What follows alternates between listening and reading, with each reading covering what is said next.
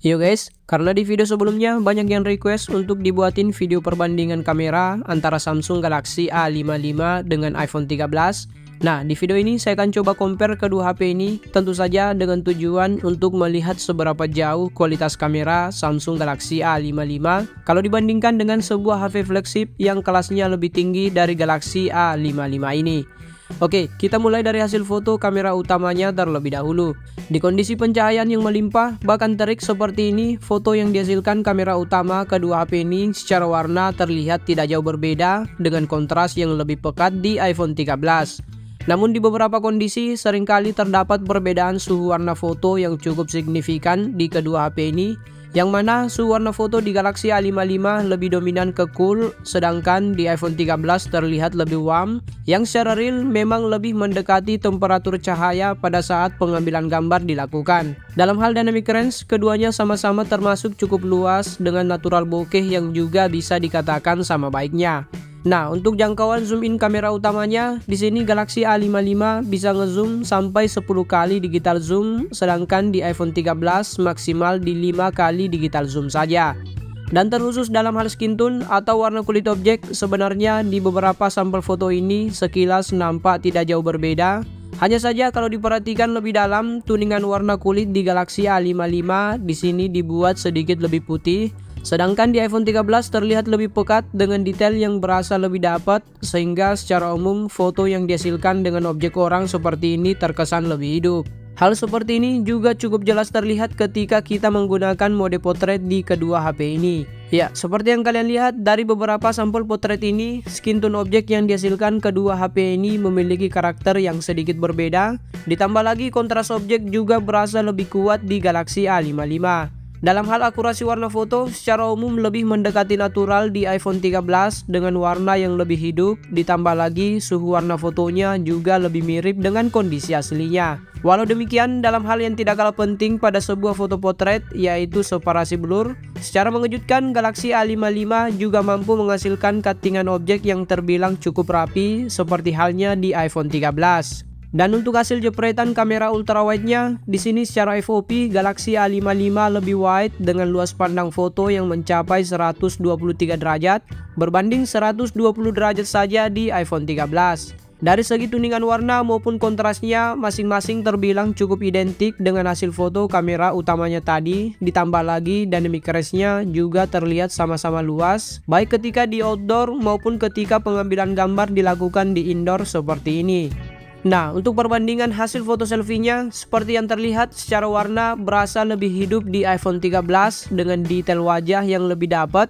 Walau seringkali hasil foto selfie Galaxy A55 juga terkesan cukup natural dengan dynamic range yang sama-sama terbilang cukup luas. Namun di kondisi sulit, seringkali skin tone objek di iPhone 13 terlihat over processing dengan tekstur kulit objek yang menjadi lebih soft, yang di saat bersamaan tekstur dan warna kulit objek terlihat masih cukup konsisten di Galaxy A55. Dan untuk perbandingan hasil foto low light-nya, secara default foto yang dihasilkan kedua HP ini terlihat cukup proper dengan detail yang mirip-mirip dan dengan tuningan warna yang seringkali lebih warm di iPhone 13. Untuk masalah noise, hasil jepretan keduanya termasuk sudah sangat minim, dan untuk kemampuannya dalam menghandle cahaya secara mengejutkan Galaxy A55 seringkali terlihat lebih oke ketimbang di iPhone 13. Dan yang perlu dinotis, efek flare seringkali berasa cukup mengganggu di hasil jepretan iPhone 13 yang di saat bersamaan hal seperti ini sangat minim terjadi pada hasil jepretan Galaxy A55. Untuk skin tone objek beberapa kali terlihat lebih mendingan di Galaxy A55, di mana skin tone yang dihasilkan berasa lebih hidup dengan karakter warna yang lebih mendekati natural. Termasuk juga ketika pengambilan gambar dilakukan di kondisi low light yang cukup ekstrim, foto yang dihasilkan Galaxy A55 secara warna dan exposure terlihat lebih oke ketimbang di iPhone 13. Dengan menggunakan kamera ultrawide pun, saya melihat kualitas hasil jepretan kedua HP ini sama-sama terbilang cukup baik dengan warna dan detail yang terlihat lebih natural di Galaxy A55. Oke, sekarang kita lihat perbandingan hasil perekaman videonya. Kamera depan Galaxy A55 mampu merekam video maksimal di resolusi 4K 30 fps, begitupun juga di kamera belakangnya. Sedangkan iPhone 13 yang juga bisa merekam di resolusi 4K support di 60 fps di semua kameranya, termasuk juga di kamera depannya. Nah, dari sampel pengetesan video kamera depan ini, di sini field of view atau bidang pandang video iPhone 13 sedikit lebih wide dengan skin tone yang juga lebih vibrant. Walaupun secara umum perbedaan skin tone di kedua HP ini terlihat tidak terlampau begitu jauh. Dari segi stabilisasi bisa dikatakan keduanya cukup berimbang, begitupun juga dalam hal dynamic range videonya, khususnya di resolusi Full HD 30 fps ini.